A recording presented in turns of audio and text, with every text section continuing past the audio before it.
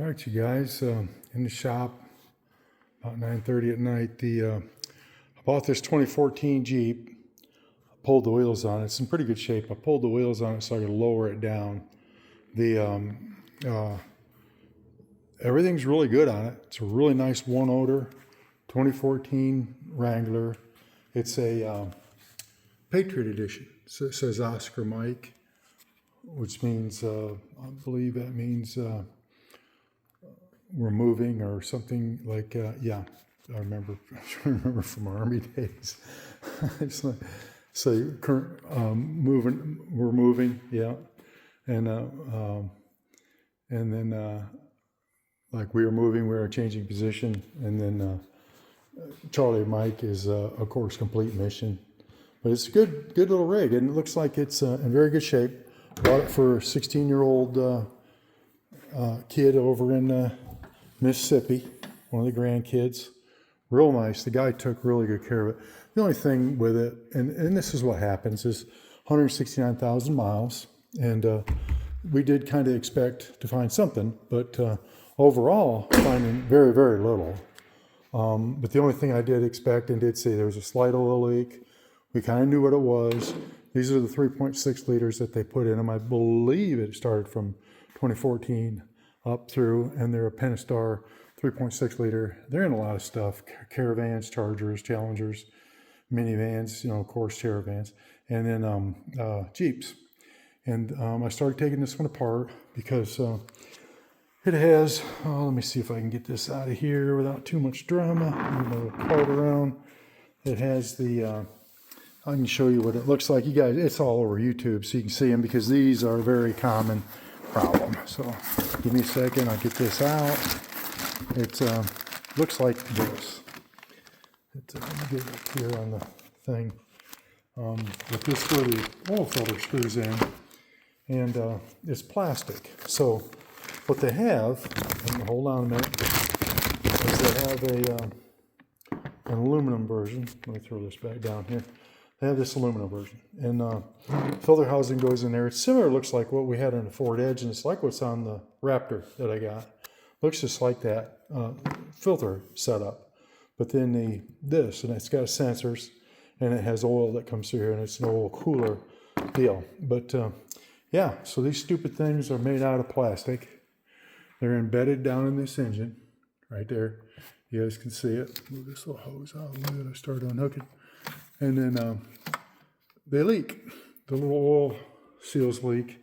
They get warped. The biggest thing that happens is these seals here leak. And then this one, when you put it back in, you got to be careful. I usually put like well, I say usually, but I saw where they put assembly lube on there, and then you slide it down in there, and then you torque. There's a torque sequence torquing it in there, and then in theory, if you do it right, that's not supposed to leak again. But I checked the rear main seal. I did everything. And just to be sure, I took my little camera and I went down in there. I meant to film that. I should have. Things pretty sweet. I'm recharging it now. But I got the long 16-foot cord on it. And I was able to, because from where you were looking from the front of the housing, it didn't look like it was leaking. And I thought, oh no, I hope it ain't a rear main seal. Because then you're pulling a tranny. This is a 2 or 3 hour job as it is, because you got to pull 2 pieces of intake, unhook the fuel injectors, unhook like these heater hoses and brackets, and pull this plug. And like I said, I took that piece out already, the snorkel, and then you there's a fuel line you unhooked, and then you replace it. And so these really aren't that hard to work on. I've worked on so much stuff. This is really minor, but the biggest thing is just shouldn't have to do it. But I do feel a vehicle with 169,000 miles would have something wrong. But this thing, man, this guy took good care of this thing. I have to hand it to him. He did a real good job. I don't even think the stupid thing's ever even been in a mud puddle. I mean, the paper's all still on the axles. It's all still, I mean, there's no dirt on this thing. It's crazy. Let me raise it up till it hits the blocks. But,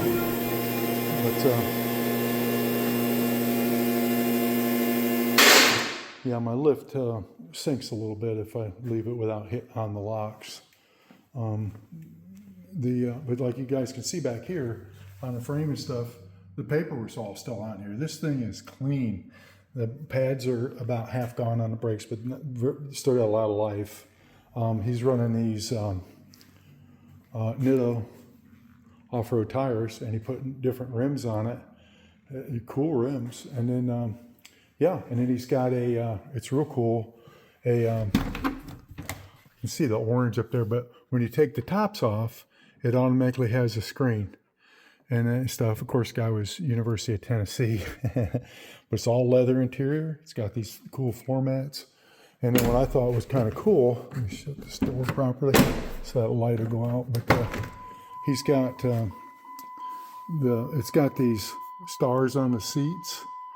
I mean, this thing is cherry for what it is. It just has high miles. But these motors, they do say can run out to a couple 100,000 or more. And like I said, this guy that's getting at the kid,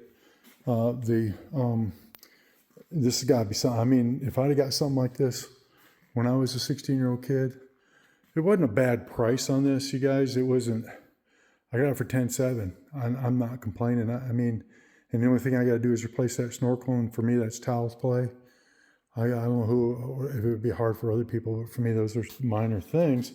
And even like suspension-wise, bushings, tie rods, everything's tight. The only Carfax thing on it was a slight bump it got in the rear, and they said very minor. I don't see anything, but that's okay. And then the air conditioning had some work, but it blows cold. And yeah, everything checked out really good when I checked it before I bought it, except for that leak. And then it's run a little bit, and you guys can see it's been sitting here for a day or two, and it's not leaking. But I did clean a lot of it off, but you could tell it would leak. So yeah, so I'll tear into that and knock that out, and then that's really all that's the matter with this. And then test drive it and put it away and take it over to Mississippi, probably on my trailer, and give it to that kid. I'm still working on this. I got the hood over there getting ready to paint. And then I got the bed here. It's ready pretty much to paint. And of course, I've showed you guys this parts and stuff from the 72. I had to get back into this 390. I've got it tore back down. I'm going to use this ball hone on it. It really, I had a ring here on the back on this cylinder here that wasn't sealing. And I did have discoloration on these when I honed them. And I honed them pretty good, but I was like, I'm a little worried about this. Because you guys can see there's some here. And this, believe it or not, this was the only one leaking. And there's some oil there, but that's from when I took it apart. But I think this one a little bit. But yeah, I'll go back through it. I got a fresh set of rings. I'm going to get my rings a little tighter. I got them, the ones I had were 30 over, because these are 30 over pistons. And I didn't really have, the gap seemed a little wide to me. I didn't have to gap them. And I was like, yeah, I usually always have to gap pistons. So I got 40 overs and I'll gap them. And then I'll use that ball hone instead of that stone hone. And then I'll see what surface I get. If I don't get a good surface, I'll pull this thing completely down, take it to a machine shop. I may machine hone it anyway. I was going to put plasma moly rings in it and have it machine honed before and just run plasma mollies. But I'd gotten these cast rings, and I think it'll be okay. I've done bunches of motors over the years and never had an issue. This first one I ever had an issue with. And I don't know if I did something wrong or not. But believe it or not, it ran beautiful. It ran beautiful, except it smoked on the passenger side just a little bit. And I was like, no, I ain't sending it back to Mississippi smoking, you know. So, and I didn't want to run it and have it try to seat itself or see if it was going to seat, you know. One thing I was happy about, apparently this is that weird rear seal on these things. It's got the seals down the side and then a two-piece. I don't really like them. It's a weird seal. But I did it apparently correctly because it doesn't leak. And then the front seal didn't leak. Like I said before on a previous videos, this motor had been rebuilt once and bore 30 over. And so it may have been an okay motor, but I didn't know the history of the motor, so I pulled it down, re-ringed it, re-bearinged it. The bearings did look like they needed a little wear. Looks like it got rebuilt, and then the guy didn't take care of it because it had sludge in the oil, and it was losing some oil pressure because it was blocking the pickup tube with enough sludge, and that's not good. So that's why I pulled it down, and I'll go through it. And then plus, after this is run, it only ran 20-30 minutes. That's all I needed to tell that I had an issue. But I'll check the bearings again and all that. But yeah, sometimes that happens. I've never really had it happen. I've never really, even on race engines I built, I've never blowed a motor. I better not say that. But yeah, so. But as you guys can see, and I showed you this before, but Bugger Bear's paint job is what it'll look like. It'll be on this bed. I'm going to try to get this bed painted pretty quickly here. It all of a sudden started raining like crazy. So I got this thing almost ready to go, and I'll push it outside here on a little cooler, calm evening. There's a window, and that's when I painted like this in this window at night, about 7:30, 8 o'clock at night with no wind. And this thing came out really well, and good enough for this old rig. And then the body here all smoothed out really nice. Very minimal Bondo. I got some on the other side, and then but it'll be fine. And of course I repaired the piece up here. That's all smooth. I just threw some Bondo on it because I had some when I was doing a little patch, and I threw some Bondo on it, smoothed it out. You won't ever hardly be able to tell. There was a big old 8-inch hole cut in that thing, because I put in the steel plate and then just put a skim coat of Bondo. That's all going to be rhino lined, so it really probably didn't have to be Bondoed. I just threw it on there. If something bumps it, it'll probably chip it, but it's very, very thin, because I smoothed the metal out pretty good. I was just playing with the Bondo. But yeah, this side's good. Everything's good. So this bed will be nice, and then I can mount the, I can rhino line it after it's painted, mount the tailgate on it, and put it aside. And then I can paint the hood. That's over there. That's ready to go. I'm just waiting for the right timing of the evening. And then those two things will be ready. Then I can set them aside, probably in my other garage. And then I can go back to work on this, on the body of this beast, and get it painted. And then slam the motor and transmission back in it. The transmission had a leak in the front seal. I believe that's the torque converter wasn't pushed back far enough.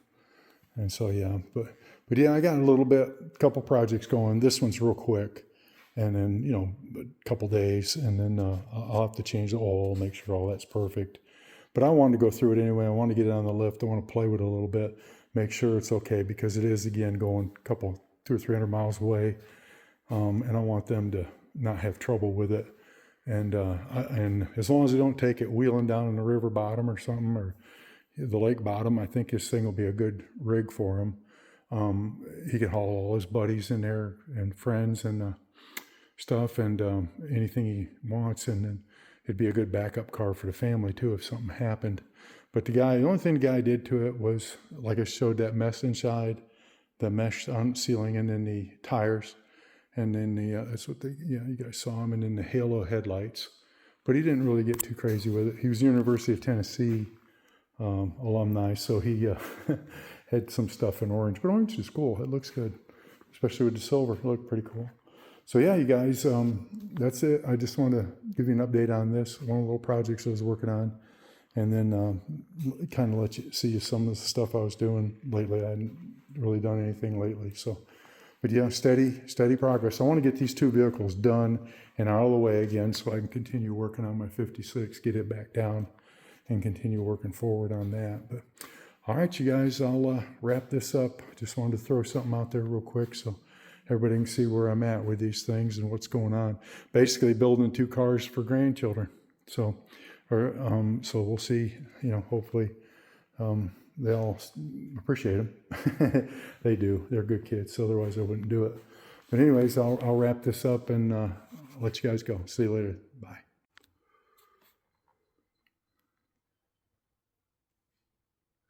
All right, you guys, what you're looking at is the inside of a 3.6 liter Pentastar V6 in this Jeep that I'm working on. So yeah, I had the plastic housing in there. It did have a leak down in there. I've cleaned up quite a bit down in there, but it did have some down in there. You can kind of tell I had to take my camera and look at it. But like I said in another video, here's the new housing going in. I'll get it all set up and put it in, and then show you a little video on that real quick. And then over here is the old one. It's the old plastic one. It was leaking. It looks like this gasket wasn't too great. You can see the red one. I don't know if somebody's tried to replace that, screwed with it. And then here on the down tube, I don't know if you guys can see that too good.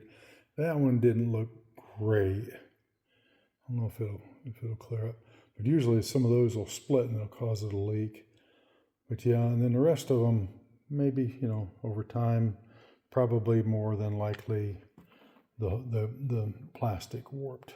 So either way, it's being replaced, and it looks like that was where the leak was, hopefully. With a lot of miles on it, you just don't know. And then, but yeah, so progress so far. It took me about 20 minutes to get to that point. That's because I was being careful. It'll probably take me, and then it probably took about another 10, 15, 20 minutes cleaning up the oil, because it filled that valley up. When you pull it up, it drains. Because my fault, I forgot to loosen up the cap on the oil filter housing, which would have let some of it drain back in the motor. So that was my fault on that. So it made a little bit more of a mess. But I had a little syringe looking thing that sucks out oil, and I sucked that out in about a couple minutes, and I dried it up with some rags. And I'll dry it a little more. I'll clean off these surfaces, and then start reinstalling the intakes and put new gaskets on it. The intakes all look good, nothing weird there. And then hopefully doing this, and I'll use this Lucas assembly lube on this O-ring here is crucial. And then I'll put a little on the rest of them and make sure they're all in place and let them seat. And I think this thing will be good. It came with sensors. Hopefully those will read properly. And then I don't know if it has a filter. I ordered another one. And some oil, because I'll drain the oil that's in there, because I'm sure some stuff got down inside the motor. And then, yeah, and so this thing will be going back together probably tomorrow. It's about 7 o'clock at night. So I'll probably worry about it tomorrow. Then I can take my time tomorrow night and put it back together.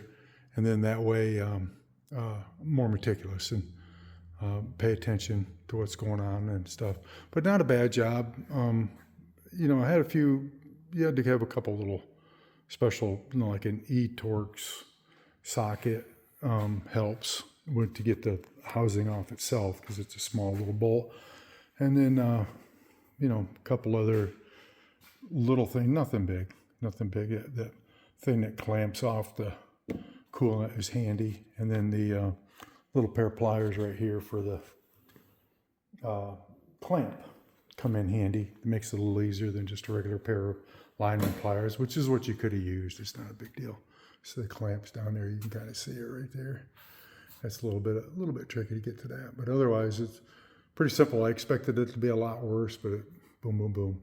Doesn't look like anybody's been in there before, but some of the screws did look like a little bit of, maybe a socket was on them. Maybe somebody tried to fix it with the original housing. That's a mistake a lot of people make. Anyways, I'll let you guys go. Just did a quick update on this. See you later. Bye. All right, you guys, I replaced this thing on that Jeep. I put it over in the other garage, and it's done. There's no leaks, and I cleared out the check engine codes and run it a little bit and got it all straight. And it's in pretty good shape. It's a real nice vehicle. Let's all put that together, put the wheels back on it, and straighten it all out. And then, but yeah, I drove it around the block. Then I want to make sure it was all good, and then cleared codes, put my scanner on it, and cleared it all out. And then, yeah, so that was the device right there. I guess it's warped or something. I think a lot of times they over tighten and it twists it somehow. And then I think there's parts that leak in that area, and then probably here. But overall, probably different heat cycles causes that thing to warp. It's really not a good design. But yeah, so I put it over there in the other garage. I'll do a little short video on it. It's over there now. It's all done. It's getting ready to go to Mississippi. And then I got to get back on the I got the hood ready to paint, like I was saying the other day. I went over this. I don't want to bore you guys with that again. And then in the bed, and then I'll start on it because I desperately want to get to my 56. But yeah, I'll get back on the old Ford. I'll push her back in place today and start working on it again, and get ready to do that hood and paint that bed as soon as I get a little break in the weather here. It's supposed to rain again. I have to wait till evening to throw some paint on stuff, and when the wind stops, and then also have to watch the heat a little bit. So yeah, but all right, you guys. That's one project done and then ready to be sent to Mississippi. See you later. Bye. All right, guys, walking out to my new garage. I'll show you here. I got, let me open this up. I got the Jeep over here. I just did it. I'm going to do a quick video on it just to show you. Let me open these doors. But yeah, I've got some stuff in here. I'm starting to get it straight. I'm having to do some other things first before I can get this fully organized. Just give you a little quick update on this. Believe it or not, I got a new hardtop and sides for the 66 Bronco and back window. That'll be cool. I got to paint that. And then I got this cab will be out of here when I start on the 56. And then I'll have all, like I said, all these totes and stuff, and I'll have this little bit of stuff here put away. But the reason I come out here, because this I'll show more over time later. But I put the old Jeep out here, and I had done let me open the hood. Hang on a minute. I'd done the replaced the oil filter housing, which is a common problem on these 3.6 liters, apparently. So let me get this up. Hold on, bear with me. Put the prop stick right here, and it's there, and it's down in there. And then I replaced it with an aluminum one. It's all done, all put back together. Doesn't have the beauty cover on it. I don't know if I could find it. The guy might have took it off and left it somewhere or damaged it, but it goes on those little nubs. It'd be nice to see that on there, but otherwise this thing really is doing well. It's a high mileage motor, but it's doing good, and it's not showing anything. It took me a minute to get everything straight. Believe it, I had to pull upper and lower intake, pull that out. The problem is the sensors, the Chinesium sensors that were on that housing, the oil pressure one didn't work. So I had to pull the intakes back off, swap the existing sensors into the new thing. I almost did that before I put it in because they were working and they're more aligned with this vehicle. And so I said, I finished it yesterday afternoon, buttoned it up, everything was good, no oil pressure. I knew it had oil pressure. I pulled the filter housing and the filter was full, but the sensor was bad. So I went ahead and that of course throws codes. So I went ahead and pulled it back apart. Didn't take but an hour or two. Now that you've done it once, you kind of just do it on like breathing. And then I pulled it back apart and put the swap the other sensors onto it. But yeah, it's doing real good. Took it around the block and put it, made sure everything was clear. Took my sensor thing and cleared everything out. And then check engine lights off. Everything looks like it's settling down. So no check engine light and no AC blows cold. Let me shut that off. Probably making noise. But yeah, there it is. So it's no check engine light and everything works. So this little beast is in action. It's ready to go to Mississippi. It's about a 2.5 hour little job to do that. Real clean vehicle. This thing's nice. Take it around the block, drives nice, shifts nice. You guys hear it running. Even had 3/4 of a tank of gas in it. But yeah, I had the wheels off it so I could lower it on the ground. I put them back. This little cap was missing some screws. I found a couple and put in there, so it's got all the caps. It's got a set of 33s on it. It's good rubber. But yeah, she's a little sweet rig for a young 16-year-old kid. I'd love to have something like this when I was 16 years old. Hopefully he appreciates it. I think he will. They're good kids. But anyways, yeah, this is ready to go back to Mississippi. It's all completed. It's interesting to do that. It's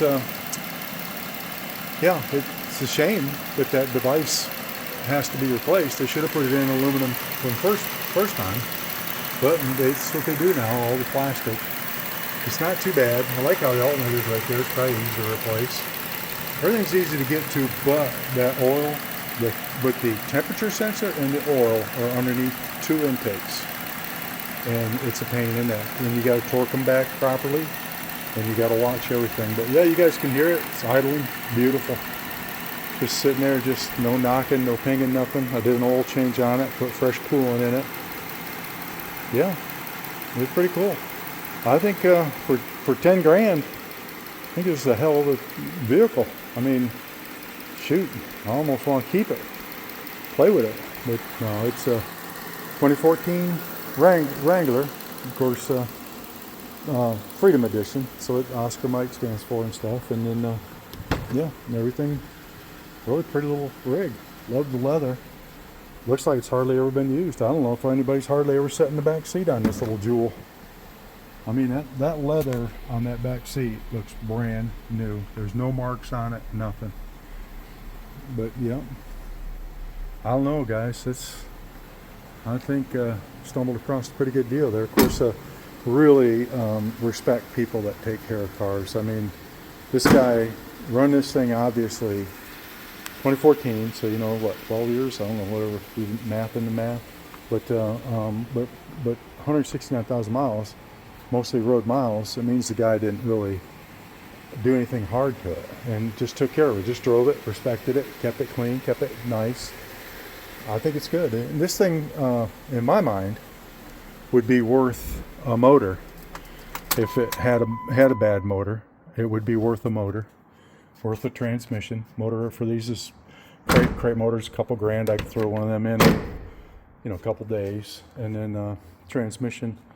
Couple grand, you know, somebody rebuilt it, you just throw them up in there. These things are real easy to work on. There's some complexity there because of the modern engine, and then that Pentastar has a few issues, but I guess it's not bad because it went 169,000 miles. I guess if you beat on it, it might not have. But they put these in vans and ProMasters. They use them for work vehicles. So yeah, I guess you might as well give it some credit. But it does seem weird, that filter housing. If it hadn't been with that filter housing, it probably would have ran seamlessly into the 200,000 mile range. It will, I believe now, because it's not burning oil, no codes, no misfires, no anything. It could potentially, as long as the oil's changed and paid attention to, probably wouldn't hurt to have a fresh set of plugs, but you got to pull that top intake off again, which is a pain in the ass. I probably should have done it while I had it. But the, yeah, this thing is probably going to see 200 with this motor, if not 250. So, and then yeah, it's got the little bags for the tops. It's got everything. I mean, it's clean. But yeah, that's a good little rig for a 16-year-old kid to get his first vehicle. But yeah, I figured I'd do this and show you guys. I had it apart, and then just show you the wrap up of it. And then, you know, there's no leaks or anything on it. It's got a drip under it now from the AC, but nothing else. And then I think it's going to be okay. I'll check it. I'll probably have to drive it a little bit and fool with it, make sure it's not leaking. But I think it's okay. There could be some residual oil coming off of it from when it was. I didn't clean up underneath of it. I probably should. But we'll see. I'll look at it. I'll keep an eye on it. But been driving it probably 45 minutes or better, and it wasn't leaking, so I think we're okay. Just this water from the AC. All right, you guys, I'll let you go and wrap it up on this particular thing so you guys can see what was done to this. But anyways, see you later. Bye.